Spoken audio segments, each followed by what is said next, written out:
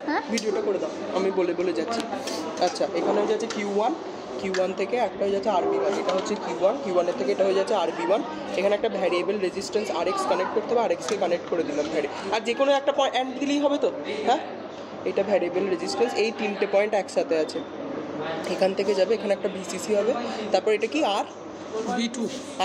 RB2টা কালেক্টারে যে জয়েন হবে। তাহলে RB2 কোনটা? RB2 এটা, এখানটা একটা কালেক্টারে দেওয়ার জন্য এখানে একটা রেজিস্ট্যান্স কানেক্ট হবে, এই একটা, আর এটাকে জয়েন করে দিচ্ছি, এই একটা, এখানে একটা রেজিস্ট্যান্স কানেক্ট হবে। আর একটা যেটা রেজিস্ট্যান্স আছে সেটা হয়ে যাচ্ছে RB1, সেটাকে কানেক্ট করবো এইভাবে, এই RB3টাকে কানেক্ট করবো আমি, এখানটা একটা, এখানটা একটা। RB3 কানেক্ট হলো, RB3 থেকে এটা হয়ে যাচ্ছে R2, এটা হয়ে যাচ্ছে R1। আর এটা কি? এটা এই পয়েন্টটা ভিডি মাপার জন্য, আর এই পয়েন্টটা হচ্ছে ভিডি মাপার জন্য, আর এই পয়েন্টটা হয়ে যাচ্ছে ভিবি মাপার জন্য। আর কি ভিসিসি থেকে যে কানেক্ট করবো, পজিটিভ এন্ডটা দেবো এখানটা, গ্রাউন্ডটা দিবি, এটা গ্রাউন্ডটা দেবো এখানটা।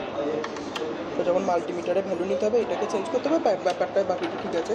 আর এখানটা একবার ভ্যালু নেবো, আর এখানটা একটা ভ্যালু নেবো, এটাকে 3, 5, 7, আর এটাকে হচ্ছে 0, 11 আর 22, আর এটাকে 50 সেকেন্ড চেঞ্জ করবো। ওকে, 5 গ্যাপে।